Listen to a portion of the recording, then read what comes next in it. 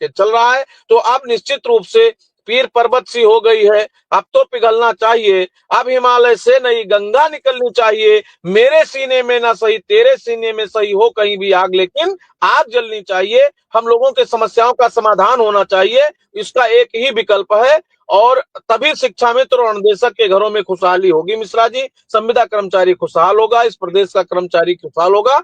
और यही मैं आपसे अनुरोध करते हुए, चूंकि बैटरी भी खत्म हो रही है और हम गाड़ी में हैं, इसलिए आपको बहुत बहुत धन्यवाद, विक्रम जी को धन्यवाद, और हमारे साथ प्रभात जी जुड़े हैं, आपका भी बहुत बहुत आभार। और विजय बंधु जी लगातार हम लोगों के साथ थे, हैं और रहेंगे। चलिए, मैं सीधा विक्रम जी के पास पहुंचूंगा, बहुत देर से नेटवर्क इशू कर रहा है, बार बार जुड़ते हैं चले जाते हैं। विक्रम सिंह, बजट सत्र हो रहा है फरवरी में प्रस्तुत, कर्मचारियों को, अनुदेशकों को, सभी कर्मचारियों को बड़ी आशाएं हैं, एक नहीं ढेरों कर्मचारी है।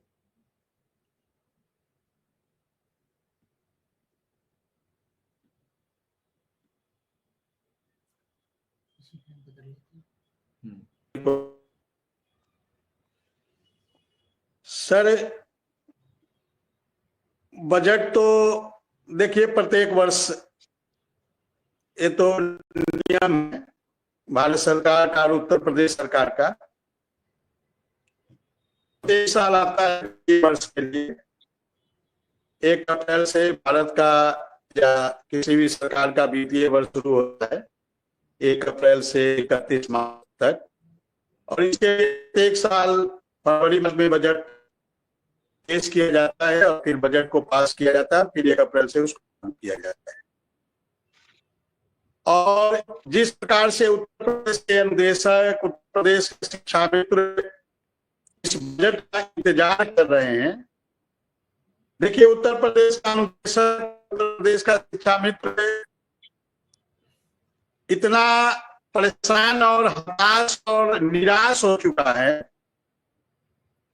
कि हर आने वाली चीज पे वो आशा लगाता है, चाहे कैबिनेट बैठक हो, बजट हो, उसको लगता है कि सरकार इसमें हमारे लिए कुछ लेकर आएगी, कुछ पिटारा करेगी।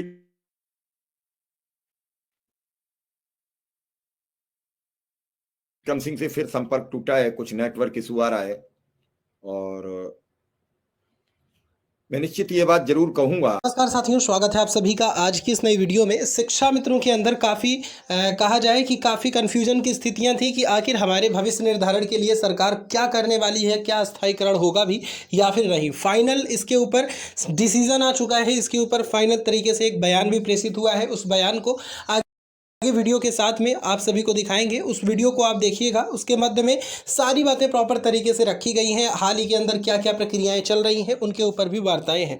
सभी से रिक्वेस्ट है वीडियो को पूरा देखें, चैनल को भी आप सब्सक्राइब करें। कि हमेशा लोगों को हिम्मत और हौसला रखनी पड़ती है। हिम्मत अलग है, हौसला अलग है, और मेरा मकसद रहता है कि लोग कहते हैं कि आप शिक्षक संगठनों से सवाल नहीं करते, तो मैंने आज विजय बंधु जी से किया है। नहीं, सवाल कुछ लाजमी है सर, और कल मैं और 2-3 संगठनों को प्रयास कर रहा हूं, क्योंकि अब मुझे भी लगता है कि जब तक अब कुछ ऐलान जंग की बात नहीं होगी तब तक कुछ भी कह देना मुश्किल काम होगा। सवाल लाजमी है सर, थोड़ा सा समय चाहेंगे?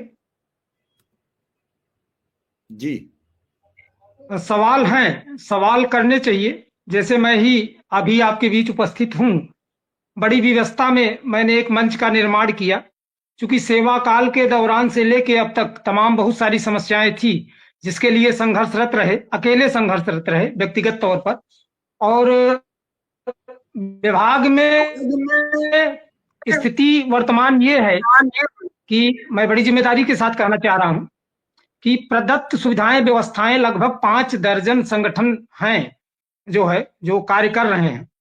लेकिन आज की स्थिति यह है कि जनपद स्तर पर कर्मचारियों को जो प्रदत्त सुविधाएं हैं वो कार्यालयों से मिलना बहुत टेढ़ी खीर है। मांग की बात तो बहुत दूर छोड़ दीजिए। तो आज जहां तक बात चल रही है आउटसोर्सिंग और निजीकरण की, तो बड़ी जिम्मेदारी के साथ एक प्रश्न मैं रखना चाहूंगा कि क्या जब शिक्षा मित्र और अनुदेशक की नियुक्ति हो रही थी और जिस विद्यालय में हम ही लोगों की नियुक्ति हो रही थी और मृतक आश्रित योग्य थे जो है, तो क्या अगर कोई अनीति की नींव डाली जा रही थी तो प्रारंभ में आवाज नहीं उठानी चाहिए थी? ये किसकी जिम्मेदारी थी? निश्चित रूप से जो उस समय उपस्थित जिम्मेदार लोग थे उनकी जिम्मेदारी थी। आज जब वो समस्या एक बड़ा स्वरूप ले ली और वो कहते हैं कि घाव नासूर बन गया, आज तो ये समस्याएं नासूर का रूप धारण कर चुकी हैं, तब बहुत सारे लोग अपनी अपनी समस्याओं का बात आप बिल्कुल जायज कह रहे हैं और आपकी बात हमने सुनी। और जी सर, कुछ नेटवर्क इशू भी आ रहा है, हमारा भी कुछ नेटवर्क गड़बड़ कर रहा है कि आज तो निश्चित रूप से कल फिर दर्शकों के साथ जुड़ेंगे और जब भी आपको चाहिए हम आपको यूं ही जोड़ते रहेंगे, आप सबकी बातें उठाते रहेंगे।